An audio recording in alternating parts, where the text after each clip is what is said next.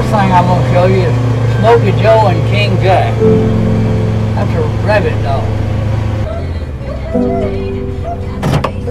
Hey boys, you want to see company? Hey, how about that?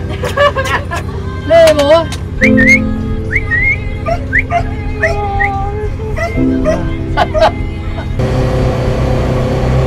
We'll feed the cows after a while. When I got this feed in the back, they'll all come running. Well, let's see, in this pasture here, we've got about 55 cows and calves.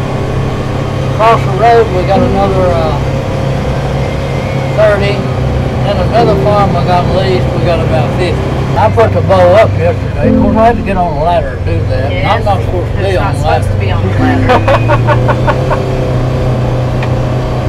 But if you fall, it's not too bad. The landing's what's really rough.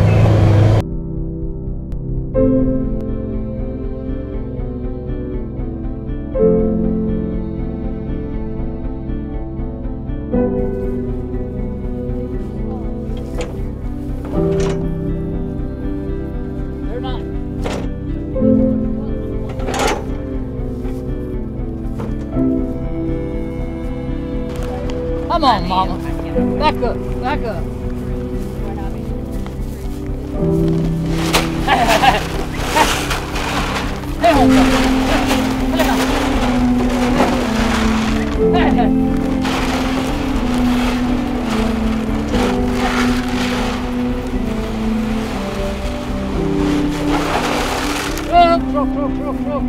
Stroke. Come on. Come on. Truck. Them babies don't know what to think. They're all fed. Well, it's going to be a big change for me now. For 55 and a half years going to Jenkins and Wynne, and it's definitely going to be a big change.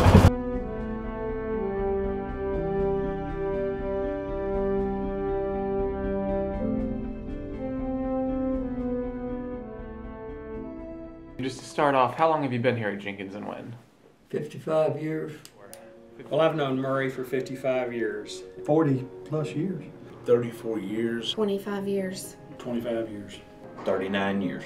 Yeah, my whole life. Yeah, he's my grandfather. About 4 years now? 20 years. Almost 19 years. I cannot think of a memory without Murray. That's how long I've known Murray. I would truly consider Murray as one of my grandfathers just because my life started with Murray, and actually my daughter's life started with Murray. He was literally one of the first people that held Chandler the morning that she was born. When I first met Murray, Murray always was very sharp dressed, always had that suit, and we all wore ties in the beginning, and Murray was just always well put together. Yeah, I seen him walking across the parking lot one time, and one of the other salespeople been there for a while. I was like, that's Murray. He's the general manager, and he had that aura about him, that walk to him, and it was almost intimidating. The very first time I seen him, but after I talked to him a couple times, it wasn't as intimidating. He's still intimidating though. I was sitting at the old showroom, and he walked in, and he was stunning just in stature. Everything about him was amazing. He was marching to his tune, no less, snapping his fingers and popping around the store, and he wanted to know exactly what was going on, what was the latest update, who was doing what, if I knew what that guy was doing across the showroom floor. So energetic, and he was amazing just from the jump. Working with Don and with Casey. Of course, Casey's the third generation Jenkins that I've worked for, and by far the best. And I'll tell Don that's also bragging on him because he raised her. Casey was a fast learner. She's very eager to learn every phase of the business. Well, watching Murray do business from his perspective and his lens is unbelievable, because the way that he sees details is really different than a lot of people see details here, and I've actually learned that. He is known for his details, which is why we so gladly named the detail center after him, But his attention to detail, not just stopping at the first answer, but using your intuition and to keep digging deeper until you have the whole story. I really appreciate learning how to do that with you. It sounds easy in theory, but you have taught me how to go deep, dig deep, not be okay with status quo, but to be better than extraordinary. And I love that. He's taught me a lot. I probably owe most of my career to Murray. He, look in the way he treats customers, the way he handles his details, you know, just the small little things. What has Murray not taught me? He's taught me that the value of a customer and putting the customer first. That if you take care of a customer, the business end of it will take care of itself. A lot of his business has been referral business over the past 55 years. Him taking care of customers the right way is the reason why he's as successful as he is today. He's the reason why Jenkins and Wynne moves like it does. I think the most thing Murray's taught me is to appreciate people, to do everything I can to make everybody happy, that customers are not short-term, they're long-term. You sell anybody a vehicle one time, but it's service after the sale that makes a difference. That you take great care of your customers, and then word-of-mouth advertising will carry this business. And we spend a lot of money every month. We spend $100,000 a month on advertising, but none of it is as valuable as all the people that call Murray all the time. And I try to instill in every employee here, remember, the customer is number one. You're working for the customer. You take care of them, they're going to take care of you, and they're going to send their friends and their family back to trade with you time after time. And that's been my policy, and I'm now selling great-grandkids, the people that I started selling when they bought their first vehicle.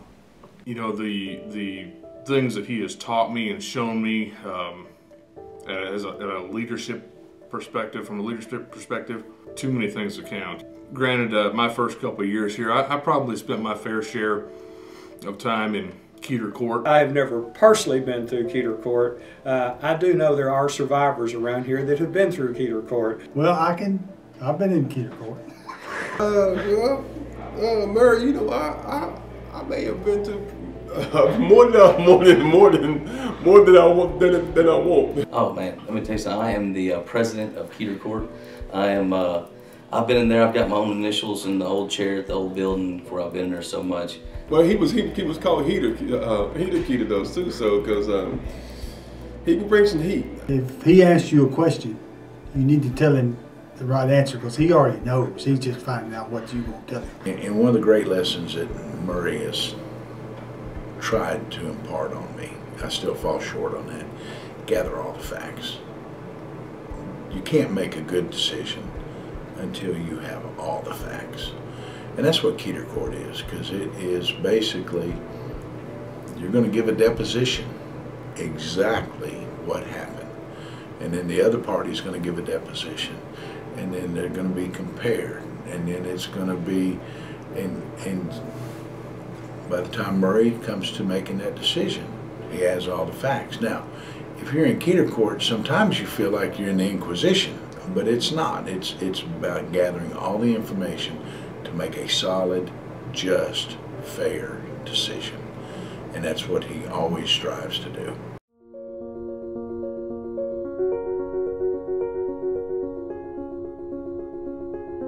Well, I've been told that Hearst would haul me away from this business. And Don and Casey has continuously told me they wanted a 10-year notice. I said, well, you know that's not realistic. So when I decided it was time for me to leave, I asked them, how about a 10-month notice? So they said that'd be okay. Plus, I was holding Larry Schultz back. We've been training Larry for 10 or 12 years to take my job. And he's told me several times he thought he'd retire before I did. That's kind of humorous, because Don and Murray would go to lunch, and Don or Murray would say, now when I retire, or when Murray retires, and I looked at him, I said, guys, realistically, I'm probably going to retire before both of y'all.